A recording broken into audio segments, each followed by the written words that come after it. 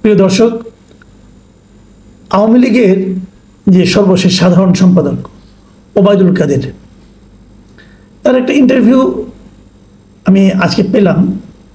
উনি ভারতের দ্য ওয়াল এই অনলাইনের যিনি সম্পাদক এক্সিকিউটিভ এডিটর অমল সরকার, তাকে একটা লম্বা ইন্টারভিউ দিয়েছেন, প্রায় 23-24 মিনিট তো হবে।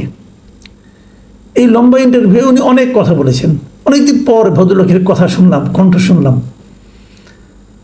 মানে সরকার পতন হওয়ার পর তো আর বিভিন্ন লোকের কথাই শুনেছি, শেখ হাসিনার নানা রকম কথাবার্তা আমরা শুনেছি, টেলিফোন সংলাপ শুনেছি, ওনার বক্তব্য শুনেছি, কিন্তু ওবায়দুল কাদের সাহেবকে মনে হয় দেশের অনেক মানুষে খুব মিস করছিলেন। কারণ ওনার কথায় প্রচুর লোক, যখন ওনার ক্ষমতায় ছিলেন, প্রচুর মানুষ যখন ওনার কথা শুনে বিমল আনন্দ পেতেন যে এই লোক বলে কি, কীভাবে কথা বলেন, ওনার বাচনভঙ্গি, শব্দ চয়ন সবগুলোই ছিল এক একজনের কাছে এক এক ধরনের মানে বিনোদনের একটা মাধ্যম। সেই ওবায়দুল কাদের সাহেবের আবার একটা মানে আপনার টেলিফোন ইন্টারভিউ ছিল, এটা কোনো ভিডিও ইন্টারভিউ না, অডিও ইন্টারভিউ। সেটা শুনলাম। আপনি ওনাকে পছন্দ করেন আর না করেন যাই হোক, কিন্তু ওনার ব্যাপারে কিন্তু আগ্রহটা সবাই আছে যে ভদ্রলোক এখন কি বলে দেখি। এটা এই কারণে যে আরেকটা কারণ ছিল ওই কারণে যে আমরা শুনেছি উনি প্রায় 3 মাস দেশে ছিলেন। এই 3 মাস কোথায় ছিলেন, কিভাবে ছিলেন, কার প্রশ্রয়ে ছিলেন, কার আশ্রয়ে ছিলেন, এগুলো একটু জানার আগ্রহ কিন্তু অনেকের মধ্যে আছে। কিন্তু সে সমস্ত জানার আগ্রহ নিয়েও কিন্তু আমি শুরু করেছিলাম। এই কারণে আরও একটা কারণ ছিল যে ইউটিউবে যখন আমি এই ভিডিওটা পেলাম, তখন সেটা শিরোনাম ছিল যে উনি যে বাথরুমে 5 ঘন্টা লুকিয়েছিলেন, সেই বিষয়টা উনি শিরোনামে ওখানে দেওয়া হয়েছিল। তাই আমি ভাবলাম যেহেতু বাথরুমে 5 ঘন্টা লুকিয়েছিলেন, পরবর্তী 3 মাস কোথায় ছিলেন সেই প্রসঙ্গটা হয়তো আসতে পারে। বাট আনফর্চুনেটলি ওই প্রসঙ্গে উনি কিছুই বলেননি। যারা ওনাকে আশ্রয় দিয়েছেন, তাদের কাছে রেখেছেন, তাদের জন্য এটা অবশ্যই একটা সুখবর, কারণ তারা কোনো বিপদে পড়বেন না। ওই ব্যাপারে উনি কিছু বলেননি। এখন এই ইন্টারভিউর কিছু কিছু অংশ আমি আপনাদেরকে একটু নিয়ে আলোচনা করতে চাই আপনাদের সঙ্গে। এটা আলোচনা করার এই কারণ, আপনি তো বলবেন যে এই দলটা তো কার্যক্রমে নিষিদ্ধ, ওবায়দুল কাদের রাজনৈতিক ভবিষ্যৎ কিছু আছে কি না এটা নিয়ে অনেকগুলো সন্দেহ আছে। আমি তো মনে করি ওনাদের আর কোনো চান্স নাই আসলে। মানে এই লেয়ারের যারা ছিলেন, ওনার মতো যারা ছিলেন, এদের আমি মনে করি না বাংলাদেশের রাজনীতিতে এদের আর কোনো সুযোগ আছে। ওনার যে মূল নেতৃত্ব, আরও কোনো সুযোগ আছে কিনা আমি বলতে পারবো না, আমার মনে হয় না। শেখ পরিবারের কারো সুযোগ আছে কিনা আমি তাও মনে করি না, এবং আমি মনে করি থাকা উচিত না। কারণ লুটপাটের সঙ্গে শেখ পরিবার যেভাবে জড়িত ছিল, এটা ভয়ঙ্কর অবস্থা। এবং আরও ইন্টারেস্টিংলি আপনি দেখবেন আপনারা যে এত লোক গ্রেপ্তার হয়েছে, মানে এই কেন্দ্রীয় নেতৃবৃন্দের কিন্তু ম্যাক্সিমামই গ্রেপ্তার হয় নাই, এবং শেখ পরিবারের একজন লোকও গ্রেপ্তার হয় নাই। এটা অদ্ভুত একটা ব্যাপার। যাই হোক, অনেকে প্রথম ধারণা করেছিল এরা বোধ হয় সেনাবাহিনীর এখানে লুকিয়েছিল, সেনাবাহিনী যে 626 জনের কথা বলেছিল সেখানে হয়তো ছিল। কিন্তু পরে আমরা দেখলাম যে সেনাবাহিনী যে তালিকাটা দিল, সেই তালিকাতেও কিন্তু আমি এদের নামটাম খুব একটা দেখলাম না, ওবায়দুল কাদের নাম তো সেখানে নাই। যাও, আমি ইন্টারভিউটা নিয়ে আসি। ইন্টারভিউতে বেশিক্ষণ বলা যাবে না, আমি সংক্ষেপে যতটুকু পারি কয়েকটা ঘটনা সম্পর্কে আলোচনা করি। প্রথমে উনি একটা গল্প বলেছেন, আমার কাছে গল্পটা খুবই হাস্যকর ঠেকেছে। গল্পটা হলো উনি বলেছেন যে উনি ওনার যে বাসভবন আছে তার পাশে একটা বাসায় লুকিয়েছিলেন, তারপরে সেখানে কয়েকজন ছেলেরা গিয়েছিলেন, উনি এবং ওনার স্ত্রী বাথরুমে লুকিয়েছিলেন। ছেলেরা তাকে দেখে প্রথম নাকি তারা আক্রমণাত্মক ছিল, তারপর ওনাকে দেখে নাকি তারা নাকি অন্যরকম হয়ে গেল, এবং তারা তাকে চিনলো। চেনার পর নাকি তারা তার প্রতি খুবই সহানুভূতিশীল হলো, এবং তার সঙ্গে সেলফিতে ছবি তুললো, এবং তাকে একটা গাড়িতে উঠিয়ে দিল। এইটুকু আমার কাছে মনে হয়েছে ভাই পুরো একটা বানানো গল্প।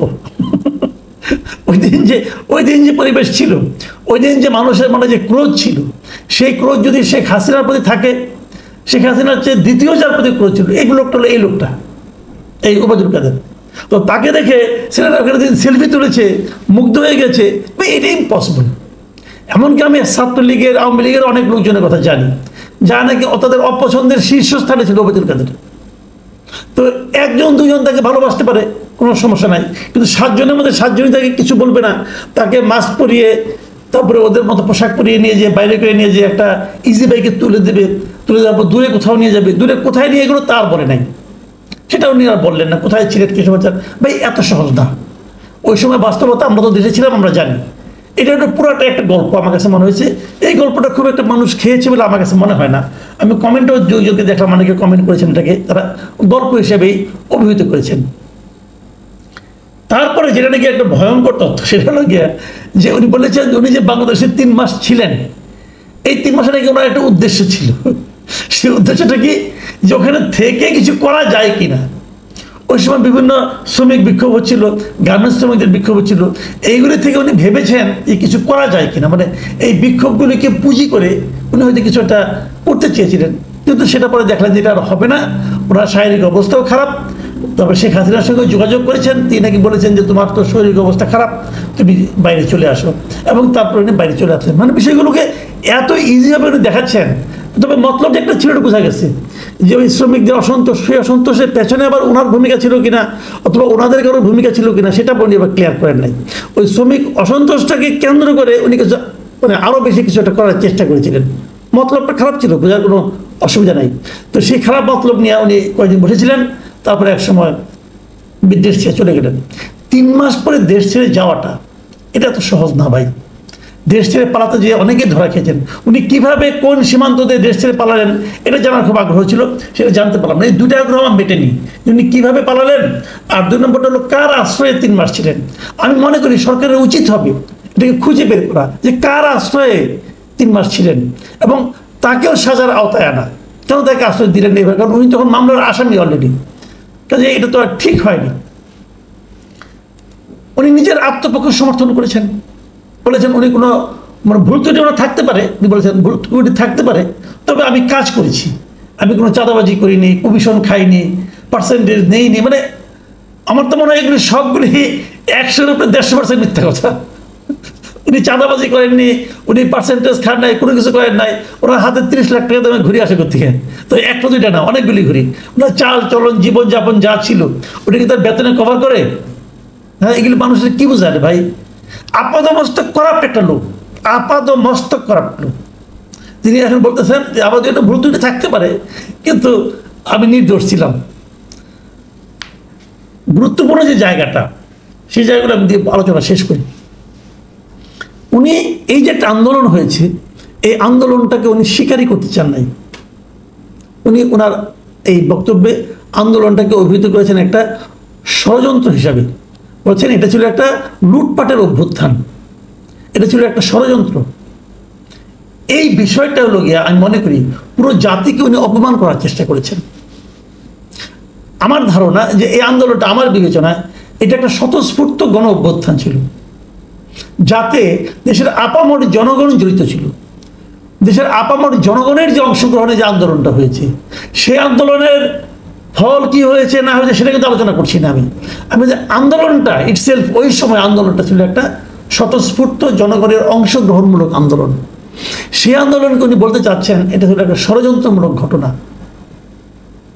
এটা বলার মাধ্যমে এই লোকটা যে এখনো কোনো বিচ্ছিন্ন, এই লোকটা যে এখনো সাধারণ মানুষের সেন্টিমেন্টটাকে টাচ করতে পারে না, এটা যে কেউ পারে না আসলে, এটা আরো একবার প্রমাণ হলো। এই দলকে আগামীতে কে কিভাবে গ্রহণ করবে এটা বলা কঠিন। তবে আমি একটা কথা মাঝখানে বলে নেই, এই বাংলাদেশের না রাজনীতিটা বড় অদ্ভুত, আপনি মিলিয়ে নেবেন। যখন কোনো দল জিতে আসে ইলেকশনে, যখন কোনো সাধারণ মানুষ একটা দলকে সমর্থন করে অথবা ওই দলকে ভোট দেয়, আমার কি ধারণা জানেন? আমার ধারণা কেউ ওই দলটাকে ভালোবেসে ভোট দেয় না। মানুষ কি করে, কি অপর একটা দলকে ঘৃণা করে। ওই ঘৃণার ফল হিসাবে এই দলটা ভোট পায়। মানে এই দলকে যখন ঘৃণা করে তখন বিদল ভোট পায়, আবার যখন বিদলকে ঘৃণা করে তখন এ দল ভোট পায়। মানে এটা হলো নেগেটিভ ভোট। কারণ বাংলাদেশের মানুষ এখনো ভালোবাসার মতো কোনো দল পায়নি। এটা হলো সবচেয়ে বড় ট্র্যাজেডি আমাদের জাতি হিসাবে, এটা আমি মনে করি, এটা আমার ধারণা। তো সেখানে হয়তো আগামীতে আওয়ামী লীগের প্রতি মানুষের একটা সিম্পাথি থাকতেও পারে, বাড়লে বাড়তেও পারে, আমি জানি না। কিন্তু 5ই আগস্টের সময় যে ঘটনাটা, ওই ঘটনাটা যে আওয়ামী লীগের ভুল ছিল, এই কথাটা যতদিন পর্যন্ত আওয়ামী লীগ স্বীকার না করবে, ঘটনা মানে ওই দিনের ঘটনা না, এর আগের ধারাবাহিক 3টা নির্বাচন যে আওয়ামী লীগ অন্যায় করেছে, এই জাতির সঙ্গে অন্যায় করেছে, মারাত্মক অন্যায় করেছে, জাতিকে নির্বাচন থেকে বঞ্চিত করেছে, এই ভুলগুলি যতদিন আওয়ামী লীগ স্বীকার না করবে, ততদিন পর্যন্ত আওয়ামী লীগের পক্ষে এই দেশে আবার এসে রাজনীতি করার চেষ্টা করাটা আমি মনে করি একটা অসম্ভব ব্যাপার হবে। যাই হোক, তারপরেও উনি শেষভাগে বলেছেন উনি নাকি আশাবাদী। উনি আশা করছেন যে শেখ হাসিনা বাংলাদেশের আবারও প্রধানমন্ত্রী হবেন, ওনারা আবার ফিরে আসবেন, এবং উনি এই ব্যাপারে 100% আশাবাদী। এখন ওরা আশাবাদীর কারণ যেটা উল্লেখ করেছেন সেটা ওইটাই, এই যে নেগেটিভ এই যারা আছে সরকারে তাদের প্রতি মানুষের আস্থা কমতেছে, অতএব তারা আসবে। ভাই এত সহজ না, এত সহজ না, এটা একটু সময় লাগবে।